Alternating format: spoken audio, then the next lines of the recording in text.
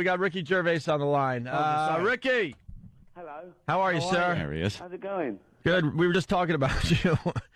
Do you remember being on our show about 6 months ago, maybe 8 months ago? Of course I do. I'm not that senile. Okay, and I was just retelling the story where I felt like the biggest douche because when you came in to promote extras on DVD, I really thought you were talking about like the English Office and you were putting out a extras box set that had something to do with the English Office, and you actually looked at me like, what is wrong with you? I blanked that out. Okay, good. Good. We just like to acknowledge uncomfortable moments on the show, so I just finally got to acknowledge that we had that moment. I missed the most uncomfortable moment. What was all this about you had a tramp in, and he wanted to do things to our Queen of England? Oh, no. A tramp. A tramp. A guy. It was a guy we had on a homeless guy on the other side of the show. Yeah. And he was just a crazy person, and he was just talking about all women of power. And he mentioned Condoleezza Rice, and he mentioned the Queen of England, and he mentioned any women of power he mentioned because he was pretty much a psychopath. Yeah, we got in a little bit of trouble on that one. That's lovely to know that you really know your demographic well. It was kind of funny that this guy was historically pretty versed. He knew. I think he mentioned Margaret Thatcher. And yeah. I guess that story made it over to where you're at, huh? Yeah. Well, didn't you get told off or shut down or something? For a month, yeah. Yeah, we got shut down on satellite radio, but our regular radio show continued. I like how nice that sounds. A tramp.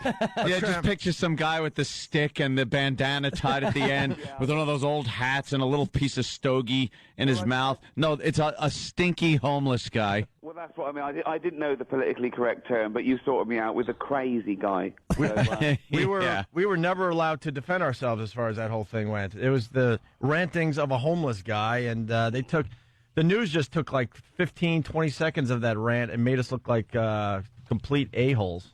Whoa, it's not your fault, is it? No, we're not going to take blame. Hey, Rick, I'm really psyched you're coming back because I know you're doing gigs. It's called Ricky Gervais Out of England Tour.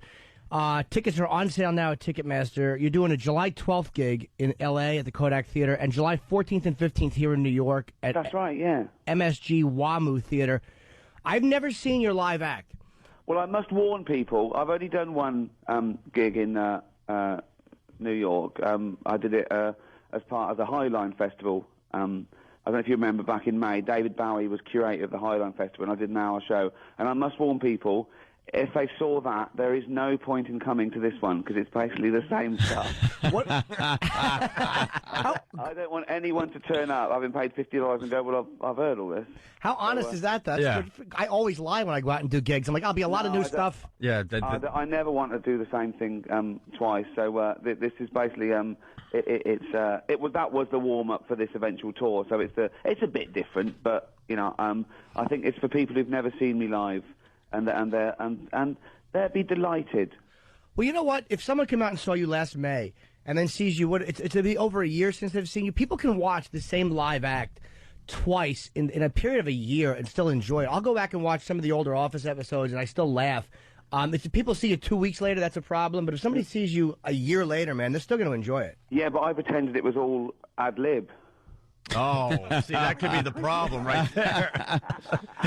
I remember that subtle chuckle he put in at the end of that joke. Ricky, you bring up something that's pretty funny, though, because I've seen a lot of comedians, and you go, and you sit in the audience and go, wow, he's just ad-libbing off the cuff. He's amazing. And then you just so happen to see the same show a month later. You're like, that son of a bitch. Exactly. It's all written. I want to shout the punchline before they get to it. Yeah, right. Coincidence. We both had lived exactly the same routine. Yeah. But it's just funny to hear, like, you're just deconstructing yourself, which is like, it's the exact same thing. Well, maybe people enjoy it twice. They can't possibly. They thought I made it up as I went along. Yeah, it was called the Ricky Gervais Improv Show. Yeah. I'm sorry, go ahead. No, go out. I love this plug. Tickets are on sale. No, yes, they are. And I saw a moment of your act. I lied, actually, online, because somebody said, wow, Ricky Gervais doing stand-up. It was a benefit for Diana. I think it was at Wembley Stadium. Mm-hmm. Oh, that was none of my stand-up. That was me basically floundering because Elton John wasn't ready. Were you? Were you really? The beauty of this is you were out there in front of a packed Wembley Stadium. Yeah. And it looked like you were floundering, but it also looked like, is he floundering or is this just like a Ricky Gervais thing? Well, I wasn't floundering because I didn't care enough. But I just sold about 500,000 tickets, so I didn't want to do stand-up. So so what I did was I bowed to peer pressure of 80,000 people screaming, "Do the dance." So I did. Yeah. You made them wait though before you did the dance from The Office. His horrendous. Well, I just didn't want to do it. I don't want to be that guy that goes around in 10 years' time and all people are shouting is "Do the dance." I'll throw my back out. I don't want to be paralysed on stage. I want to come out with intelligent adult humour, not do a dance like a monkey. Yeah, I mean, when you put it like that, so, right. like a trained monkey. Yeah. Go ahead, dance. Yeah. Like a tramp, like someone who does tricks for smack. But you were funny though. It was funny because I felt like I was watching this thing that you do so well, which is this kind of real weird tug of war with an audience, of like you're letting them get away and think that you're losing it, and then you just pull them back with something really funny. And I didn't know what that was that you were doing, but I thought it was great. Well, that's good because one British journalist here who tried to start a backlash said that he was rubbish. So was The Office rubbish. It was overrated. Extras was awful. This is the end of his career. That was in June. Wow. This is the end of his career. Well, no, it's not. Why say something like that? Yeah, but you gotta love that stuff, man. But that's so easy to be proved wrong, isn't it? Yeah. It's like, just say he's rubbish. Don't say, and this is the last you'll see of him. Oh, there he is again. It doesn't work. How can anybody call the British Office garbage? I mean, I almost said rubbish just so you'd like me, but how can anybody call it garbage? It was one of the best shows ever done. Well, this is why I phone into this show. For an ego boost. No, it's an amazing show. I just watched the one again where the guy is in, the consultant is in again, and he's trying to help, and David just can't let the other guy be the star of the show. That's my favourite episode. That's my favourite ever episode. And he's trying to prove, be the difficult thing, and he's like, no, we can't help you. Oh, there's been a rape.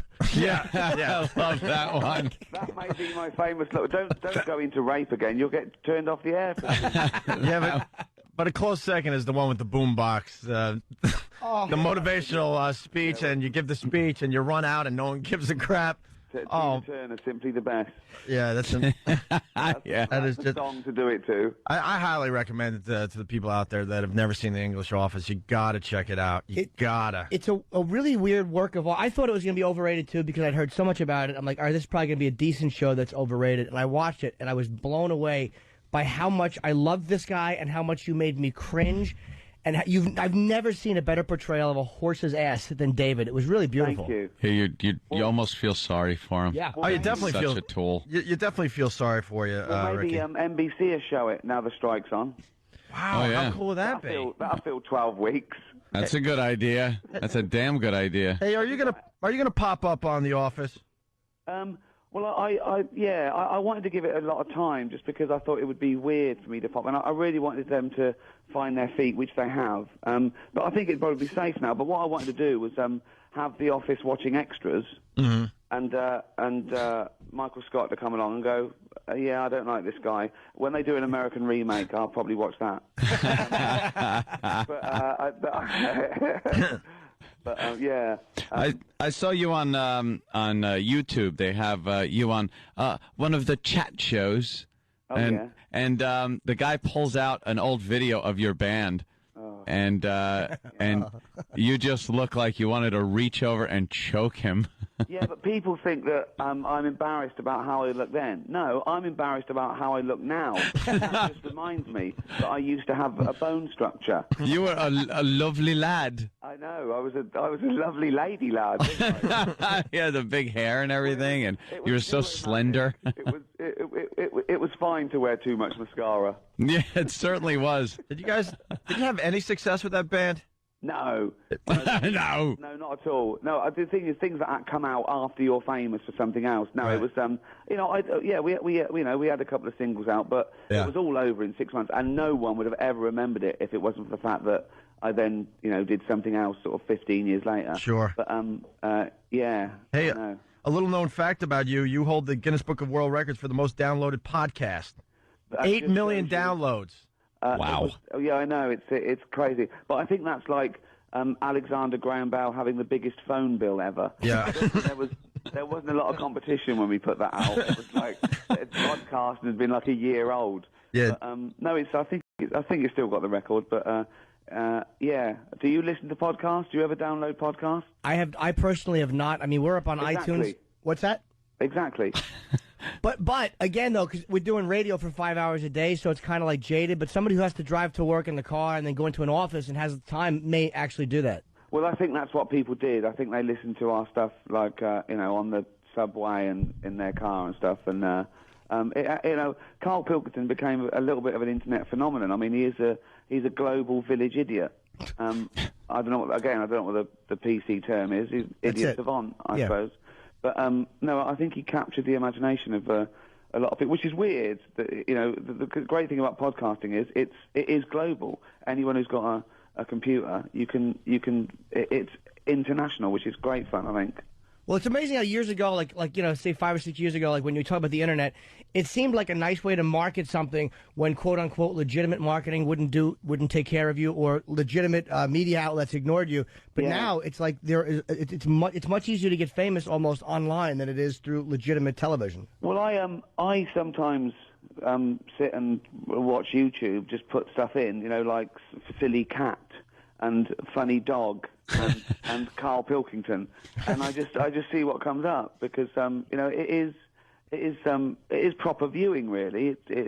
But it's just so vast. I mean, it's crazy. It's amazing where you find yourself, where you end up when you started out looking at one thing, and then you end up watching a video, and you're like, how the hell did I end up here? But it's so funny that all the same things sort of float to the top. The famous, everyone's seen that, independently. There's one that's going around at the moment with two cats talking, and it really looks like they're having a little chat to each other. Yeah.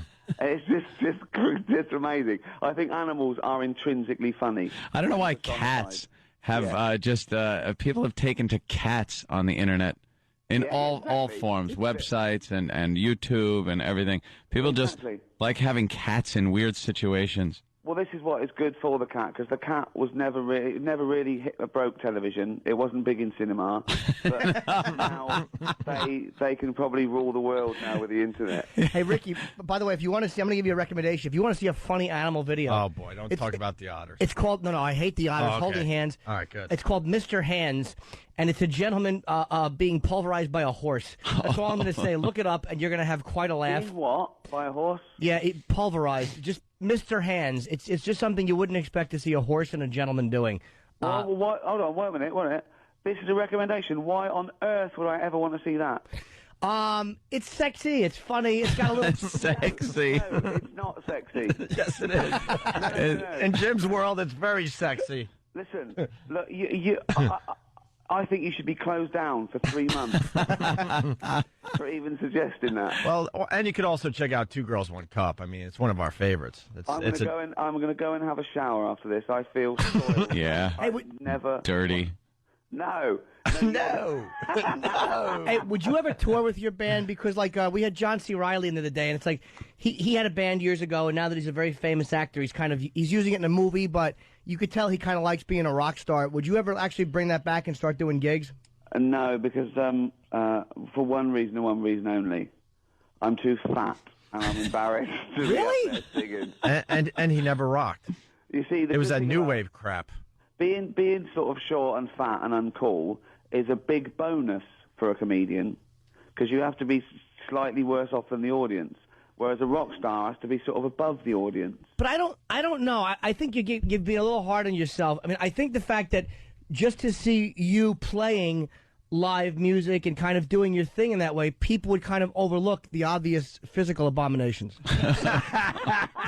I love the way that it started off flattering. That was great. That was a real good sucker punch. Yeah, you were listening to that with such hope. I know. I was actually thinking, yeah, you know what? I'm not that bad. But you have a great. Again, I started to keep going back to The Office. I know Extras is a massive hit, but there's a scene in I think it's that same episode with the guitar where you're singing songs. Yeah.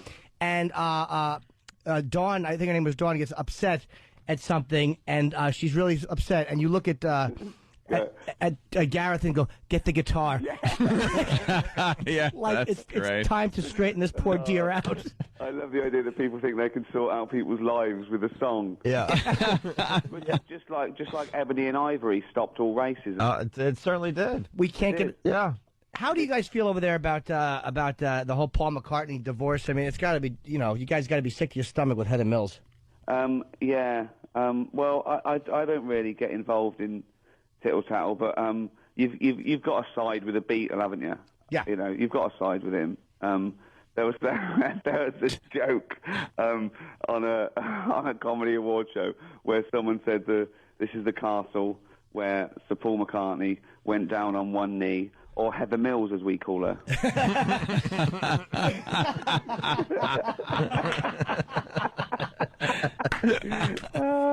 That's a good. Oh, that is a gem. That's a 1,000 to 1 shot in it. When everything comes together for the perfect joke. Yeah, that really is amazing. I've made fun of her, and I just go right for the barbaric angle, but that's a clever, TV clean, funny joke. And let's not forget the season finale of Extras is what, Sunday on HBO? Oh, it was Sunday. Last Sunday. Aired last Sunday. It just aired. Yeah. Yeah, it just aired. I think it's every day this week, isn't it? And then the DVD after Christmas. But, Right. Oh, I'd love you guys to see that. I think you'll like it. I think it's the best thing we've ever done. So yeah. Do you know how rare it is, by the way, to have such a massive hit and then to follow it up with a different massive hit? I mean, it's amazing. Normally, after somebody has, you look at MASH. Those poor guys tried after MASH, just the drivel they tried after that brilliant series, and here you are following it up with another giant hit on the same network. Yeah, but I think the difference is it's not a giant commercial hit in America, because MASH wasn't that the biggest sitcom? Didn't it get the 50 million? Yeah, but Ricky, there was only 4 channels back then. Yeah, exactly. Oh, I know. It's the same here. The people used to get sort of like 25 million now. Yeah. And now it's a hit if you get 4 or 5. But Sure. I think that we were never a Seinfeld or a Friends, so it was slightly easier for us to follow it up. But it was never about being commercially large for us. We wanted the program to be good, and we always said that we'd rather it be 1 million people's favourite program than 20 million people's 10th favourite program. Yeah. Because the point of any art, even a lowly art like entertainment or television, is to make a big connection. You want to make a big connection, and have an effect. I mean, in your case, you got shut down for 3 months, so you had a vast effect. Right. I think that's it. And I genuinely believe that some people deserve to be offended, and if you're not getting a reaction, then you're doing something wrong. Yes. I think it's important that people hate you as well as love you, and that you don't go out looking for that. But what you do is uncompromised, and you're committed to it, some people are going to find it horrible, offensive, and unfunny. But you don't want to be in that middle ground. You don't want people to say, "Yeah, it's all right. That's the worst. Yeah, it was all right." There's nothing worse than that. So it makes no impact on anybody either way. Yeah, exactly. You have no effect on the world. What do you? Is there anything you? Because I personally, as a comic, there's things I hate in comedy. Is there anything that you really just makes you sick to your stomach in comedy? Loads. Catchphrases, getting a laugh out of props and silly wigs. People who say things like, "Do you remember the '70s?" Yeah, of course we fucking remember the I saw one comedian come out and go, "Okay, everyone, what's this lyric?" And he's saying it, and they said, "Yeah." And I was thinking, well, where's the comedy? What are you doing? What are you doing? You're asking people if they've got Alzheimer's or not. No, they haven't. Move on. Oh, God. No, there's loads of things, I think. I don't like puns much. Puns, people who do punny things. Little wordplay jokes are kind of repugnant. Yeah, exactly. Although, let me say, a guy that I think does a good job, even though he does rely on a sight gag at one point, but he's really funny. Eddie Izzard's a weird combination of a guy. He went out and dragged, but I still watched his special, and I thought, wow, the material was really great. Yeah. Yeah, the problem with Eddie Izzard is that you sit in the front row, and he starts doing some stuff, and you think, that man's got breasts. It's like you don't want any distractions. Oh, there's a man in a dress.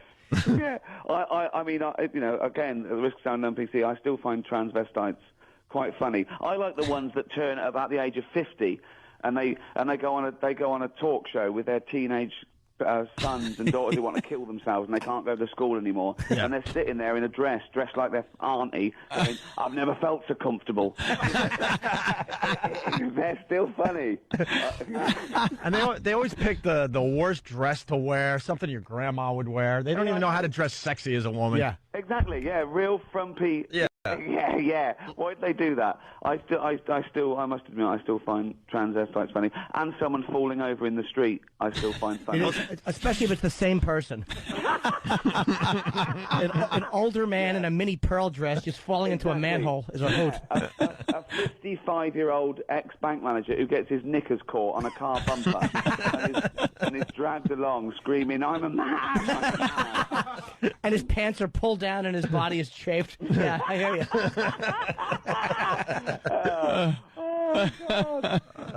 Look, we don't want to get you closed down again. Hey, are you doing the gigs now? Obviously, let me just plug again here. It's called a Ricky Gervais Out of England tour. Tickets are on sale now at Ticketmaster. It's July 12th in Los Angeles, the Kodak Theater, which is where they do the Oscars every year. It's a great theater, great venue for a show. And here in New York City, July 14 and 15 at the WAMU Theater at MSG.